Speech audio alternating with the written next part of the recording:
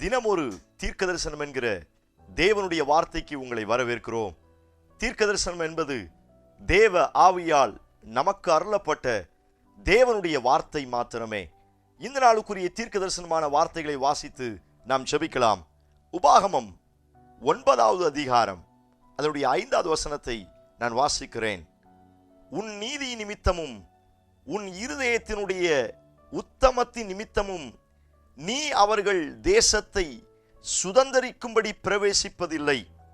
அந்த ஜாதிகளுடைய ஆகாமியத்தின் நிமித்தமாகவும் ஆபிரகாம், ஈசாக்கு, யாக்கோப்பு என்னும் உன் பிதாக்களுக்கு கர்த்தர் ஆணையிட்டு சொன்ன வார்த்தைகளை நிறைவேற்றும்படியாகவும் உன் தேவனாகிய கர்த்தர் அவர்களை உனக்கு முன்பாக துரத்தி விடுவார்.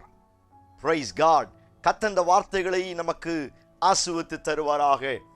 இன்றைக்கு ஆண்டவர் நமக்கு கொடுக்கிற தீர்க்க தரிசனமான வார்த்தை, உன் சத்துருக்களை உனக்கு முன்பாக இருந்து துரத்தி விடுகிறார்.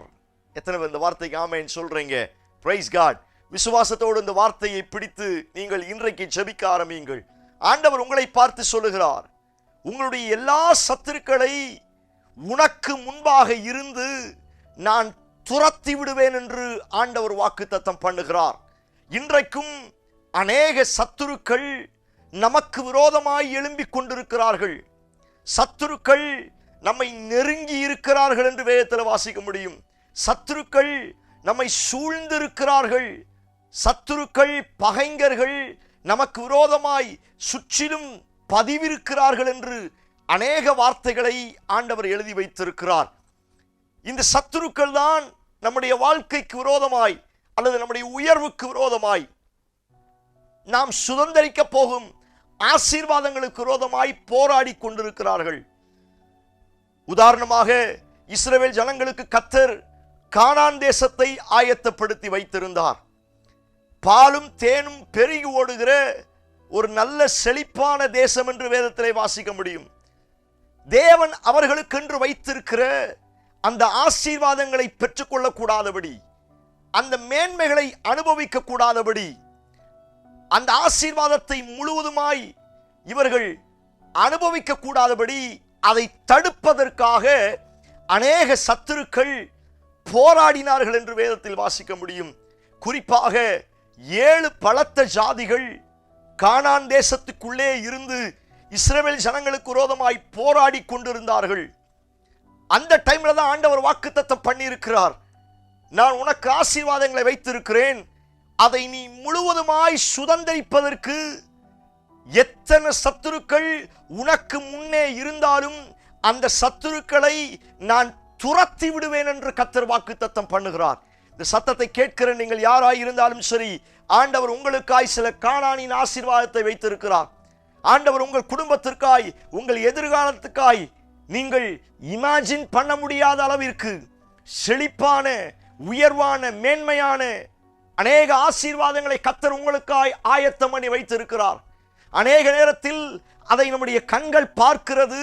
ஆனால் அந்த கானானின் ஆசீர்வாதங்களை அல்லது அந்த மேன்மைகளை, அந்த உயர்வை நாம் அனுபவிக்க முடியவில்லை. காரணம், அதை தட்டி பறிப்பதற்காக அநேக சத்துருக்கள் இன்றைக்கும் நமக்கு விரோதமாய் போராடி கொண்டிருக்கிறார்கள். இது எனக்குரியது, இதை நான் தரமாட்டேன் என்று சொல்லி 7 பலத்த ஜாதிகளும் போராடினது போல இன்றைக்கும் என்னுடைய ஆசீர்வாதங்களை நான் முழுமையுமாய் அனுபவிக்க கூடாதபடி அநேக பலத்த ஜாதிகள் இன்றைக்கும் போராடி கொண்டிருக்கிறது. ஆனால் இன்றைக்கு இந்த வார்த்தை ஆண்டவர் உங்களுக்கு வாக்குத்தத்தமாய் கொடுக்கிறார்.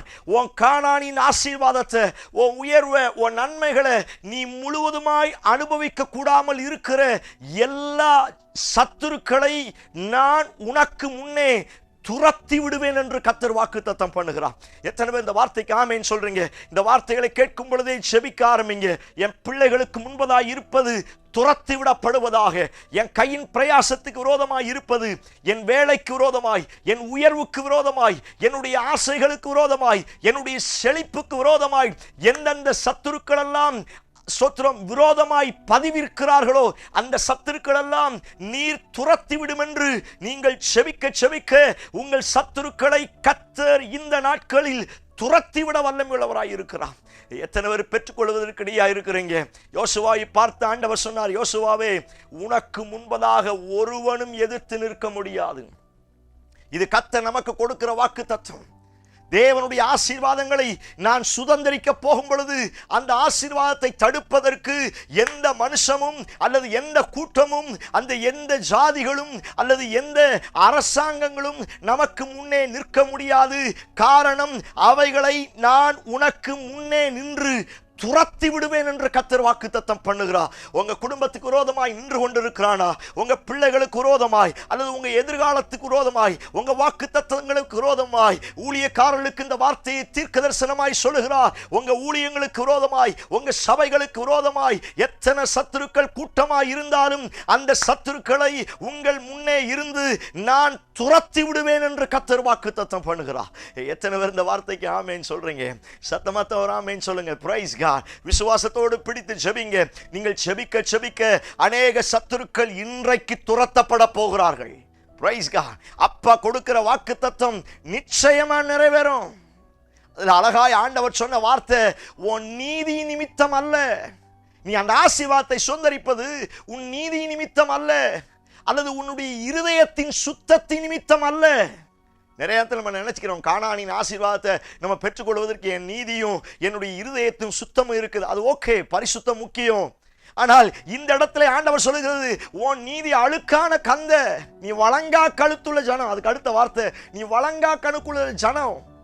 நீ எத்தனை முறை என்னை விட்டு விலகி போயிட்ட, ஆனாலும் நான் உனக்கு தேசத்தை நான் கொடுக்கிறேன்னா உன் நீதியினால அல்ல. ஆனாலும் நான் உனக்கு ஆசீர்வாதத்தை உயர்வை நான் தர்றேன் அப்படின்னா உன் இருதயத்தின் சுத்தத்தினால் அல்ல. அங்க ரெண்டு காரியம் சொல்கிறார். ஒன்று, அந்த தேசத்தினுடைய துன்மார்க்கத்தின் நிமித்தம், ஆகாமியத்தின் நிமித்தம். ஆகாமியம் அப்படின்னா துன்மார்க்கம். அந்த ஜனங்களுடைய துன்மார்க்கத்தின் நிமித்தம் அந்த தேசத்தை நான் உனக்கு தருவேன். ரெண்டு, உன் முப்பிதாக்களுக்கு நான் ஆணையிட்டு கொடுத்திருக்கிறேன் அல்லவா?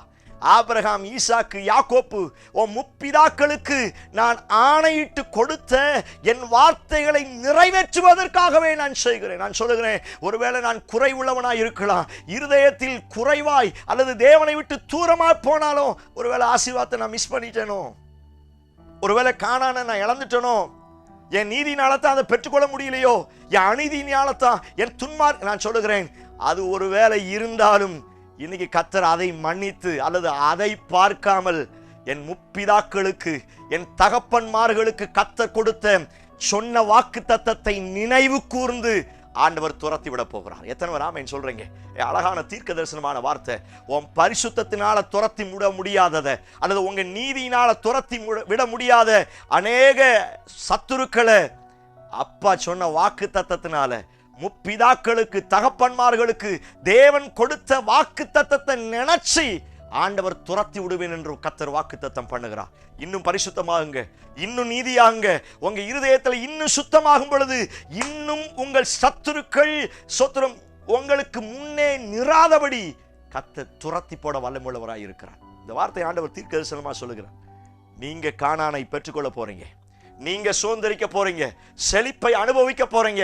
ஆனால் அதை தடுப்பதற்கு எத்தனை சத்துருக்கள் வந்தாலும் நான் உன்னை பார்த்து இல்ல, உன் அப்பாவுக்கு, உன் தகப்பன்மாருக்கு வாக்கு கொடுத்த வாக்கு தத்தத்தை நினைச்சு நான் துரத்தி விடுவேன்னு கர்த்தர் வாக்கு தத்தம் பண்ணுகிறார். இந்த சத்தத்தை கேட்டு நீங்க செபிக்க செபிக்க அநேக சத்துருக்கள் துரத்தி விடப்பட போகிறார்கள். கண்ண மூடி என்னோடு சேர்ந்து ஜெபிக்க ஆரம்பியுங்கள்.